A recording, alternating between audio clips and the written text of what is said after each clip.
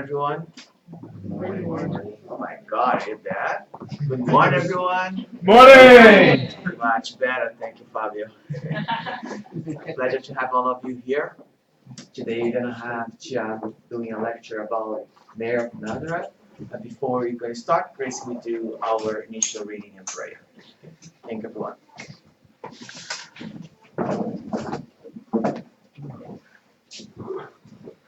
Good morning. Good morning. So the reading is from the book Happy Life from Divaldo Pereira Franco by Joana de Angelis. Do not isolate yourself from your social circle. Solitude is a poor counselor.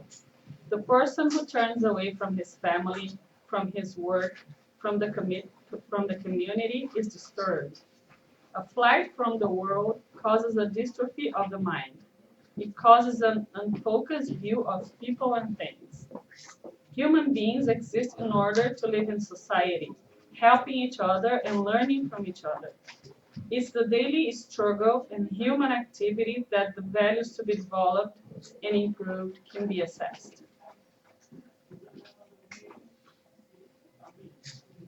Dear Lord, our Master Jesus, we thank you for the opportunity of being here today with our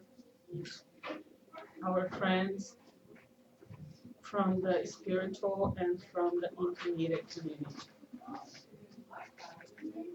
We thank you for this opportunity to learn from our friend Tiago, and we ask you to bless him, to inspire him, to guide him through the words that we all need to listen here today. Thank you, and so be it.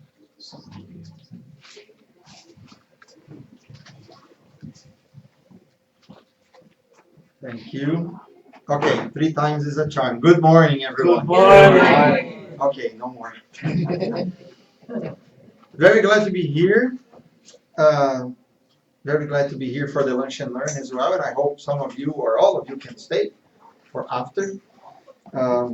Hopefully this lecture gives you food for thought, and also the lunch and learn gives you food for the body. Today we are going to speak about one very important person for Spiritism, and one very important person for Christianity in general.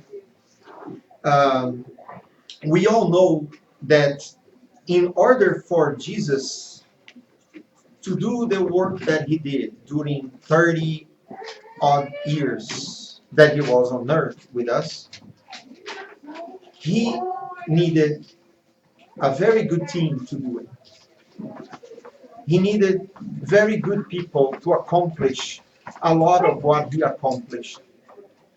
We know that there are several important figures that surrounded Jesus' life during the time that he was on earth, during the time of his ministry around us. And besides the apostles, who are actually probably the most well-known people around Jesus back in that time, there were some other special people around him. And one of them actually was one of the spirits that were the closest to Jesus during all his time when he was with us. And this spirit is the spirit of Mary of Nazareth. We will start with a little bit of historical facts, which are not that many, in fact, but whatever many scholars and many people interested in history could gather to talk about Mary a little bit. The woman, first of all, Mary. But the most important thing, and this comes from the book called The Religion of the Spirits, which I believe that unfortunately is not translated to English yet, from the Spirit Emmanuel, that in this book he says that someone in the world to exercise the necessary tutelage over the divine ambassador's precious life. So right away we can understand that somebody to be able to help to raise Jesus. If we stop to think, we see all those kids around here, right, running. So it is difficult for us, and there is not much for us to understand and to know about this time. Jesus, when he was incarnated among us, he also needed to be nurtured. He also needed to be cared for. He also needed to have a circle of people around him that would ensure that he would be able to grow, like all of us. So surely he needed somebody special. He needed somebody that would minimally be able to handle him. And that is very interesting, because if we stop to think, and the Spiritism helps us to understand that throughout our journey of evolution, we gather information, knowledge, wisdom, the purity, the goodness, and that makes us, in a way, stand out. We all know and we all feel when somebody really good is among us. Not only because of the knowledge, because of the wisdom that they present, but also because of how they radiate around us. And that is something that more we are in contact with spirituality, which is an experience, it is an existential experience, more we are able to feel the presence of each other. More than simply knowing or seeing, we also feel. So imagine that somebody who would feel Jesus so closely needed to be able to handle that. And he continues saying that the supreme power of the universe did not hesitate to turn to the self-sacrificing woman hidden in a dull, simple home. And that, of course, that we know that marks as one of the greatest qualities of good and superior spirits, which is the humbleness, which is the simplicity, which is the ability to do so much with so little. That's what I call today the resourcefulness. The good spirits that come to earth, they are incredibly resourceful. And they are able to endure so much because of the qualities that they acquired, and because usually the mission that God imposes to them as well. So a few of those historic facts, so then we try to have a bit of a picture of how was the upbringing, or how Mary came to be.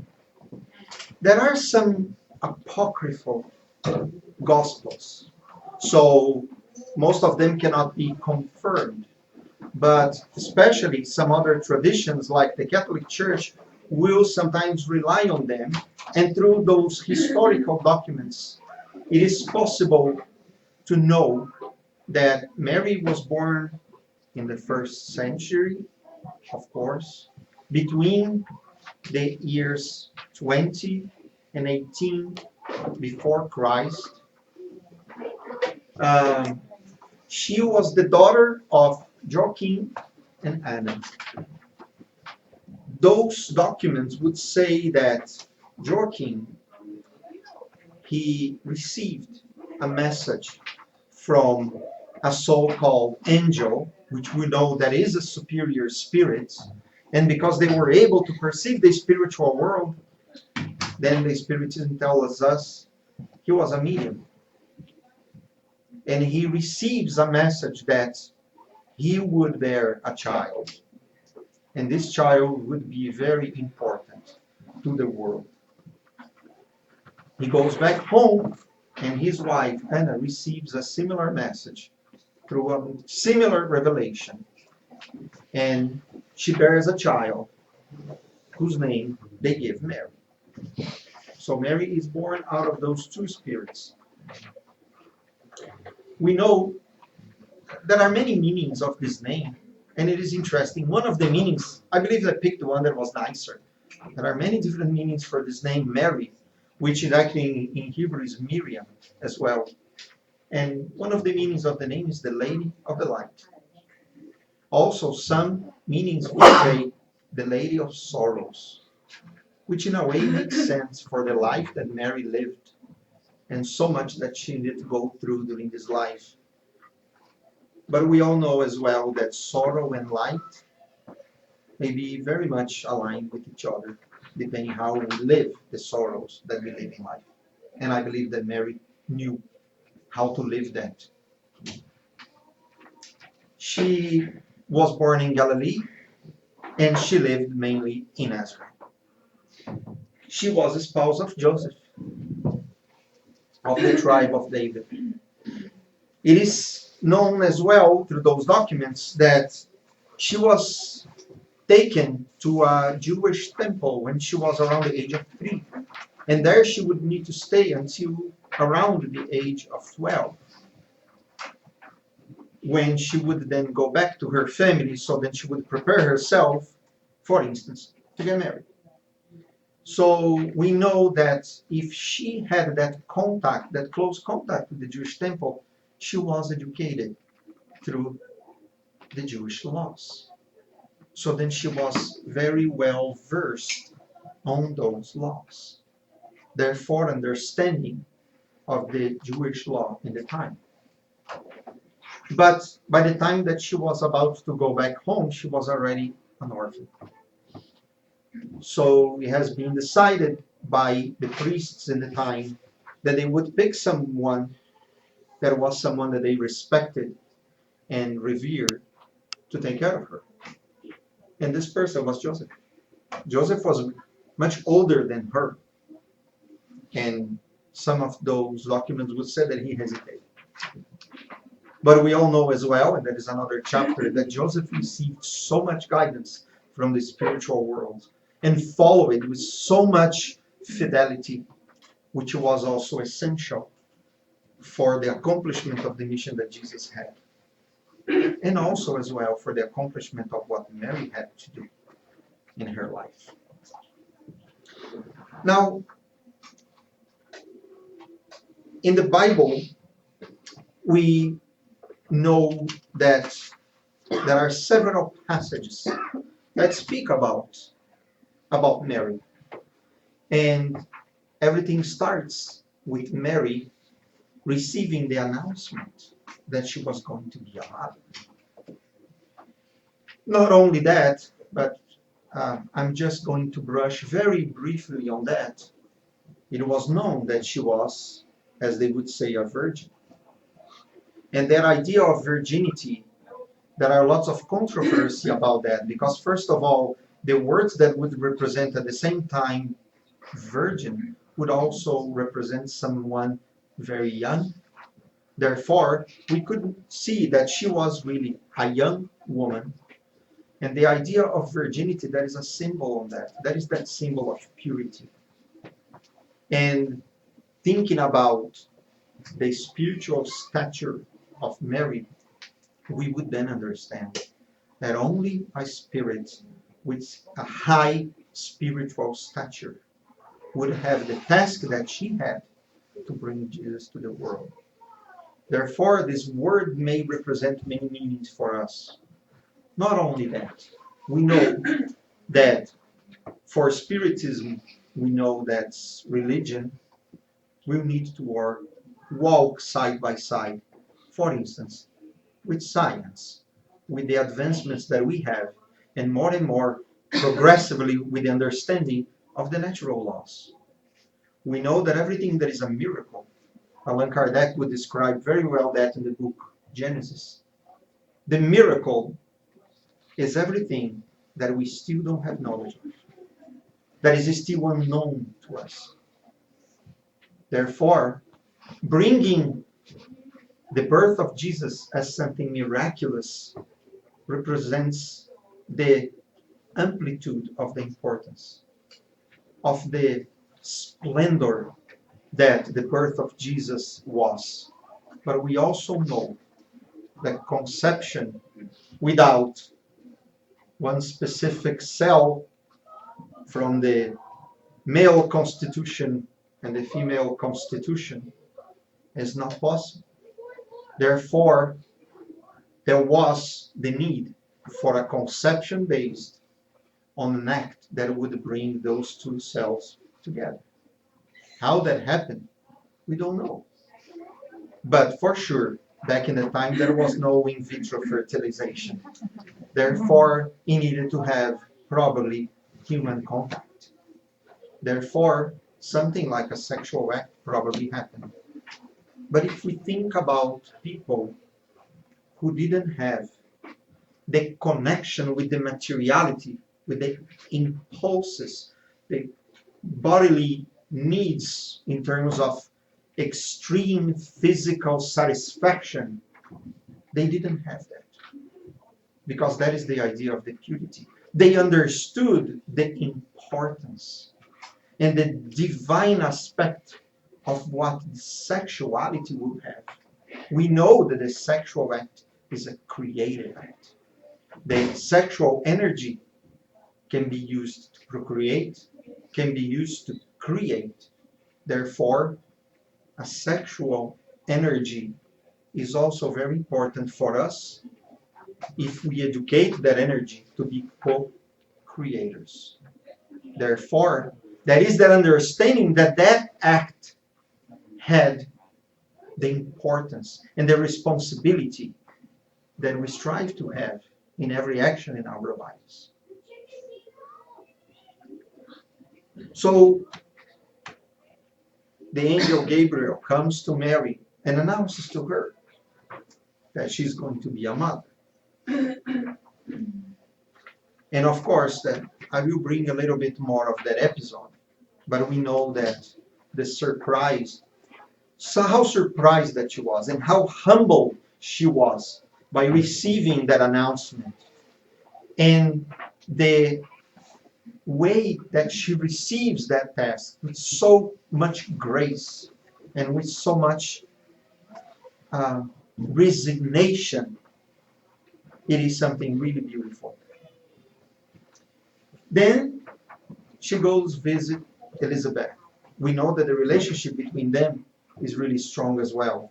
So Elizabeth and Mary were cousins, and Elizabeth was expecting a child as well. And that child was John the Baptist. So Elizabeth is pregnant, and Mary goes there to say that she just received that announcement. And when she arrives to tell the news, it is described in the New Testament that the baby in her womb leaped of happiness. Well, he leaped. That is the fact. If we can take this in the way that we want, but they took in such a beautiful way that represents probably the pronouncing of also that relationship between John and Jesus. Because John was the one that prepared the way, so then Jesus could have his ministry, but he would prepare people to try to help them to change their ways, change their mind, change their ways to live, their lifestyle. That's what the word repentance means. It is to change your mind, to change your heart, to change your attitude. So that's what he did. He prepared people psychologically, emotionally, spiritually, to be able to receive Jesus' message with a little more openness. And it is beautiful as well because both the angel Gabriel and Elizabeth, in fact, they treat Mary with such reverence that we can take from there that really she was very important. That probably that plan has already been drawn for a very long time. And probably she was a very active part of that plan to bring Jesus to birth. Then she was together with Jesus in the temple, because we know that every year they would go to the temple. There were festivities that would happen, and they were planning to also take Jesus to the temple and to be taught by the priests in the time. And we know in this specific book here, Boa Nova, the Good News, and most of the information that I took comes from this book, and I really recommend you reading it. They already knew that since a child, Jesus was a different boy. The people who would talk to on the streets, the kinds of conversations that he would have. So then you can imagine a mother looking at this child and trying to understand, where did this knowledge come from? Where? He took so much knowledge, so much eloquence, and not only that, but in this book it is described that Jesus would be on the streets, and then he would start speaking with the criminals, with the thieves, with those who had absolutely nothing. So then he would bring them in to help them. And he would stop and talk to priests and scholars and people that were theoretically much more intelligent than him, and he would debate with them face to face, equals, like equals. So imagine this mother trying to take care of her child and already starting to see all of that happening and trying to understand, what is he about? Not only that, but with the knowledge and the kind of conversation that he had, she started being worried. Because probably in some point, he would start questioning all the status quo that the religious life back in the time had. Because we know that back in the time it was more important, like Jesus himself said to us afterwards, be careful with those who are in front, taking the first seats in the synagogues. Be careful with those who say beautiful things out of their mouth, but they don't act accordingly. And that was exactly those who they were trying to take Jesus to learn from. And after one of those festivities, they are coming back. Joseph and Mary are going back home to Nazareth, and Jesus is nowhere to be found. And they are worried that they don't find Jesus, and then they go back. And when they go back, they find Jesus sitting down and speaking with the priests and debating with them about all the things that they want him to know about. And they get worried and they go talk to him, and Jesus just looks at Mary and say, hey, didn't you know that I'm already dealing with the things of my Father? I'm already doing it. So basically, when he's around 12, he goes back home, and then he gives another lesson. And he says, I know where I need to take all the lessons and all the morals and all the teachings and all the education that I need to take from. And then he enrolls himself to be his father's co-worker in his carpentry. And there it is, Mary, together during all this time with him. Also, we know that there are many other passages that we have Mary being an active figure. But some of them very much in line with what Jesus had to say and to teach. The first time that they go to the wedding in Cana, for instance, Mary was there with them, and when he said that he could turn the water into wine, Mary was the first one that looks at the servants and said, do everything that he says. And probably she didn't know exactly what he was going to say, but just follow. I know that whatever he says is good. And then imagine when Jesus is presented in the temple for the first time, and then they find this prophet called Simeon and his wife Hannah, who was one of the prophets there in the temple.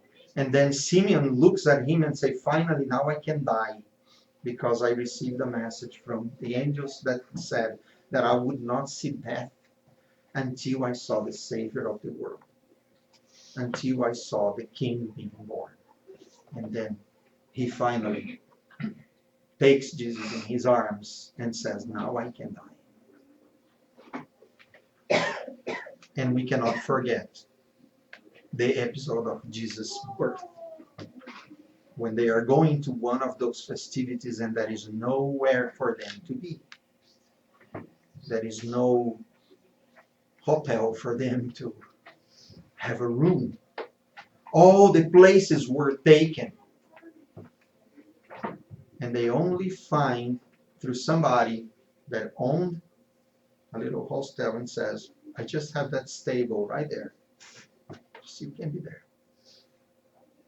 And imagine that surrounded by animals, surrounded by a few other shepherds, she gives birth to Jesus in a stable.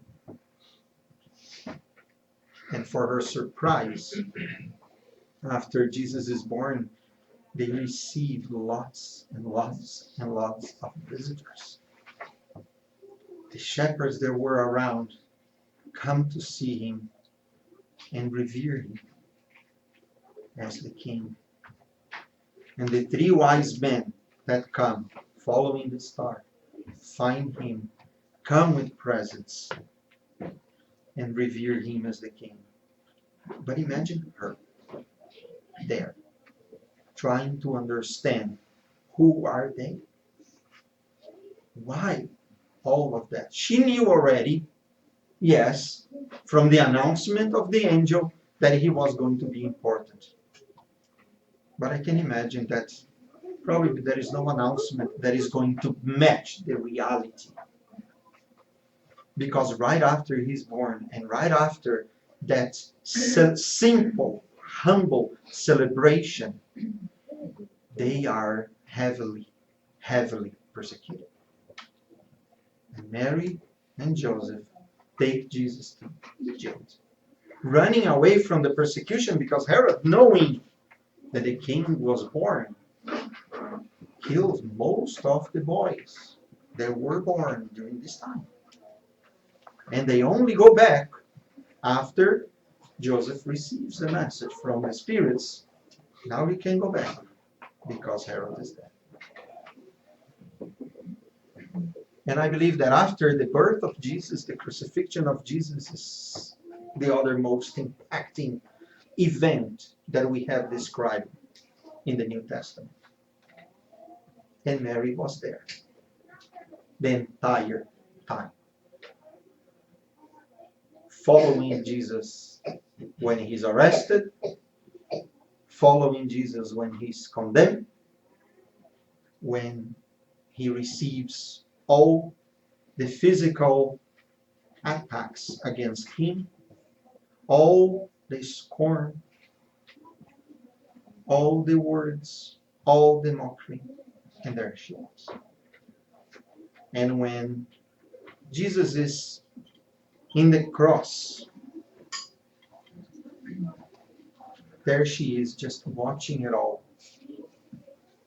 And this book, Boa Nova, would describe a little bit of what was going on in her heart when she's there. And we will go back to it.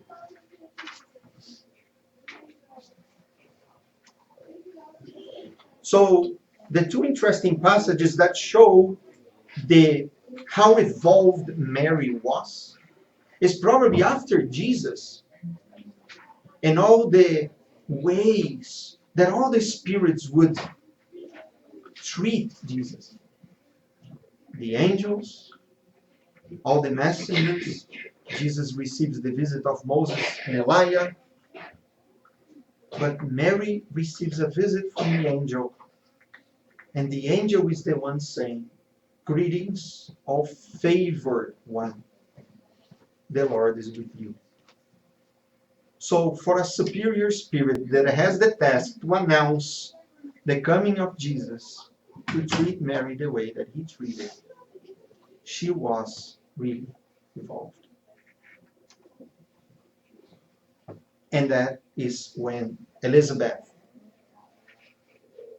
receives Mary in her house, that she said, "Blessed are you among women, and blessed is the fruit of your womb." And we know that that conversation led to what we know today as one of the prayers that is most well known in the Catholic Church that is dedicated to Mary. So, just trying to picture a little bit the moments, which again probably last forever, when Mary and John, the evangelist, were in front of Jesus already in the cross. In the book, the Boa Nova, the last chapter, the Espírito Humberto de Campos would describe a little bit what was happening with Mary during this time. And he says that her agonized figure made a painful and indelible impression. With anxious and tortured thoughts, eyes fixed on the wood of human treachery, maternal tenderness regressed to the past in bitter memories. The entire life of Jesus, while he was with her, went through her mind. Everything. There was at the extreme hour her beloved Son. And probably might be difficult for us to grasp that, to see somebody nailed to a cross in front of you. And not only that, this person is your son. Because we know what's going to happen. This person is not leaving that place alive. Mary let herself go in an endless stream of memories. These were the wonderful circumstances in which the birth of Jesus was announced to her. The friendship of Elizabeth, the prophecies of Simeon, recognized that God's assistance had become unquestionable in the smallest details in her life. She recognized that God's assistance was present constantly in her life.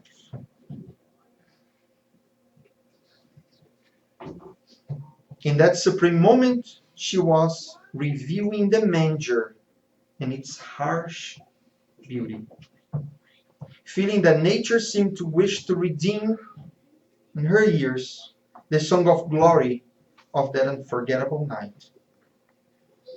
Through the thick veil of tears, she went over one by one the childhood scenes of the trembling son, watching the inner alarm of the sweetest reminiscences. Some would say today that when somebody is about to die, their own lives just to go through their minds like a movie. But Jesus' life went through Mary's mind. And the identification that she had in that moment with the entire life of her son allowed her to go probably through the most painful thoughts and feelings that someone can go through. But to the last minute, she stood there when most could not even start, except for one of the 12 apostles. All of the other ones were gone. They could not stay. And they spent among the most precious moments with Jesus, declared themselves to Jesus, and still couldn't handle staying there. She did. She did. Of course, that she asked, what profound designs had her beloved son led to the cross of torture. But a friendly voice spoke to her spirit, telling that God's unfathomable and righteous determinations that must be accepted for the divine redemption of creatures. She had enough consolation to know that what was happening needed to happen. Her heart burst into storms of irrepressible tears. But in the sanctuary of her conscience, she repeated her statements of sincere humility to the angel when he announced that she was going to give birth to Jesus. Let the will of the Lord do in this handmaid.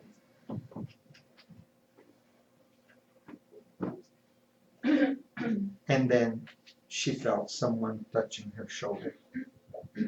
And that was John, beside her the whole time. Both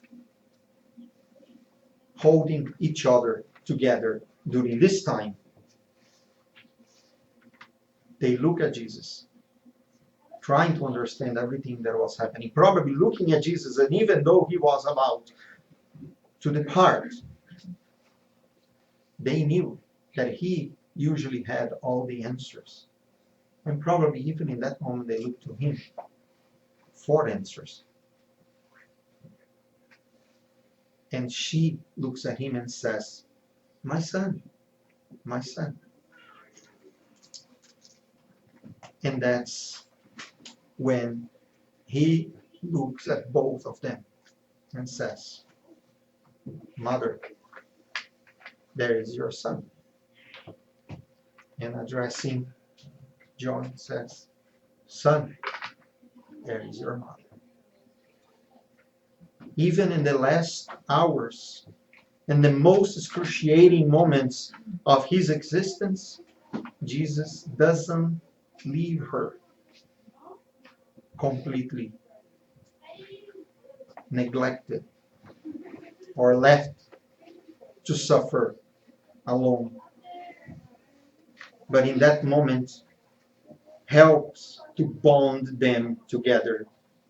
In fact, helping them to develop the next step of their mission, which is also described in this book. After Jesus discarnates, goes back to the spiritual world, John takes Mary to Ephesus, which was his hometown, to his home.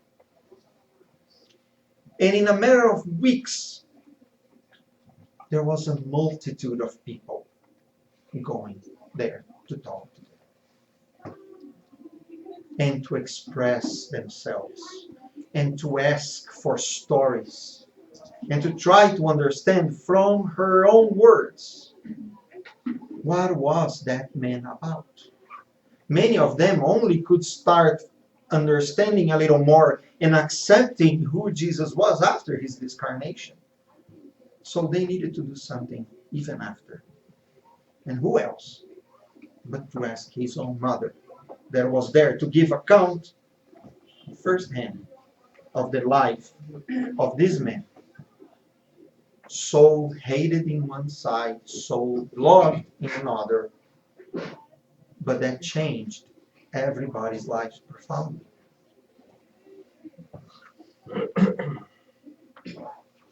And among the most touching stories, at least that I have read, we see Mary there in John's house in Ephesus.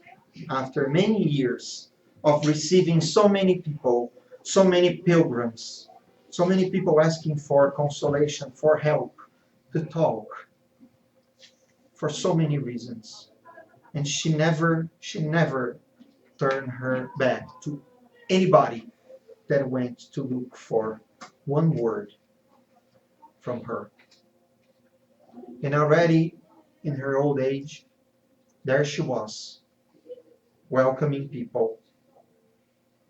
And this beggar, this very simple man, comes up and asks to talk. And she's taken by some special enthusiasm and welcomes this man to their house and starts telling stories and starts talking about the life of her son and talking about all the miracles, all the cures, all the lessons, all the beauty.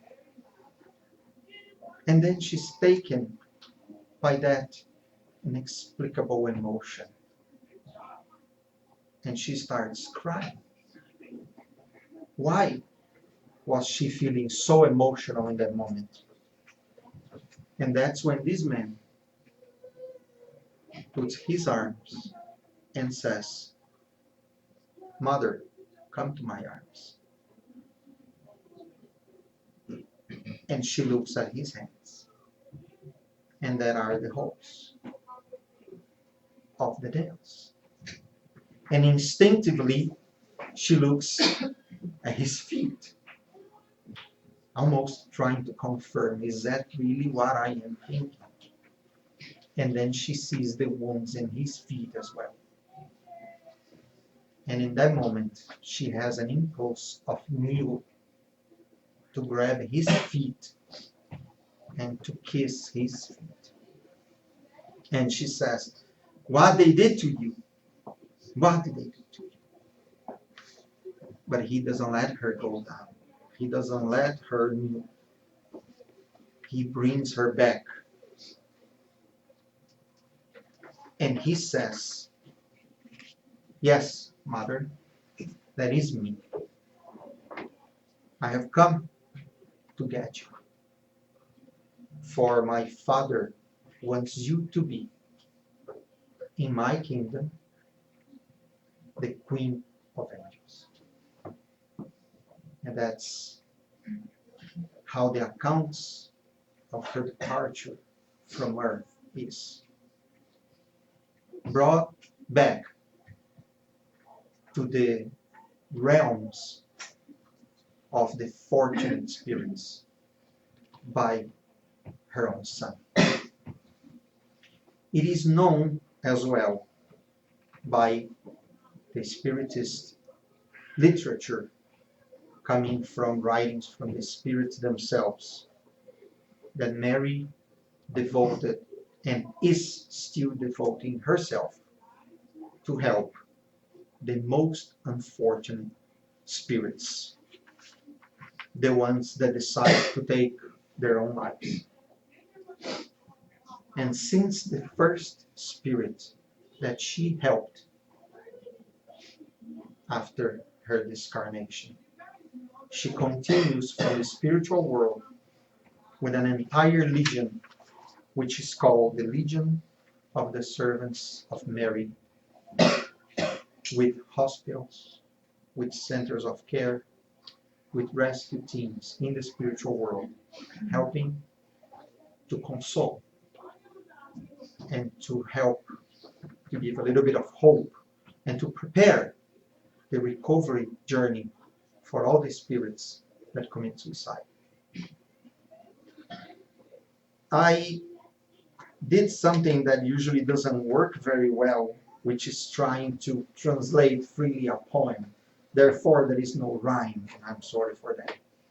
But there is a beautiful poem from the Spirit Maria Dolores through the hands of Chico Xavier that is called A Mother's Portrait. And I would like to end this lecture with this message. After a long time, over the dark pictures of the Calvary, Judas, blind, and the hereafter wandered lonely. The landscape was sad, the sky was foggy, Tired of remorse and suffering, he sat down in tears. Then this noble woman of higher planes involved him in heavenly splendors that he could not understand. She arrives and she strokes his head tenderly. Then, in a deep, loving tone, almost in prayer, she says to him, "My son, why are you crying?" "Don't you know?" replies the question. Clearly aggressive, he says, "I am a dead man and I am alive. I killed myself and again I'm standing. No comfort, no home, no love, no faith. Haven't you heard of Jesus, the traitor? It is I who annihilated the life of the Lord. First, I judged to be the one to help him to make himself a king. But I just imposed him sacrifice, martyrdom, blood, and cross. And in scourge and affliction, behold, my life is now reduced. Depart from me. Let me suffer in this endless hell. Ask me nothing. Withdraw me. You know nothing of the hurt that shakes me. You will never penetrate my infinite pain. The subject I regret is solely mine." However, the calm lady replied, "My son, I know you suffer. I know you fight. I know the pain that causes you the remorse I hear. I just come to tell you that God is love everywhere." And added, serene, "The goodness of heaven never condemns. I come to you as a mother, looking for a beloved son, patiently to go through the pain and trial. You will soon have a new existence. Don't feel alone or despised." Judas interrupted her and shouted, rude, "Mother, don't come to me with lies and with sarcasm. After hanging myself on a fig branch to wake up in pain, no longer able to escape through life, I went to seek comfort and strength, to go at the foot of that poor woman who had forced me to be. She saw me crying. She listened to my laments, but she was afraid of my suffering. She drove me out. She called me a monster. She said that I was the only spirit of evil. The terrible backlash summoned me, ordering me to hurry and regress to the infernal zone where surely I came from. I hate to remember the horrible mother I had. Don't talk to me about mothers. Don't talk to me about love. I'm just a suffering monster." "He goes like this," she said. "As much as you refuse me, I won't change. I love you, my son. I love you, and I want to see you again. Life beautifully tiled of peace and light, faith and elevation. You will come with me to earth. Little by little, you will lose your violent spirit. You will have the heart in the waters of blessed forgetfulness. In a new existence of hope, I will take you with me. I will shelter you. I will give you another mother. Think and rest." And Judas, in an instant, as if he was forgetting the giant pain that he had took him, or as the one who wakes up from a horrible nightmare, he asked, "Who are you? What do you say to me, knowing that I am a traitor? You are a divine woman, radiating love, or a heavenly angel whose light I see?" However, looking at him face to face, she simply answered, "My son, I am Mary. I am the mother of Jesus." Thank you very much.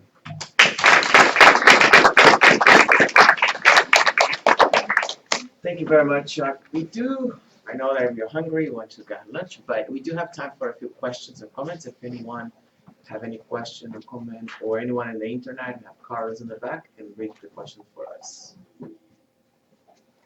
Anyone? I do have a question that is not exactly related to Mary, but it impacts Mary a lot.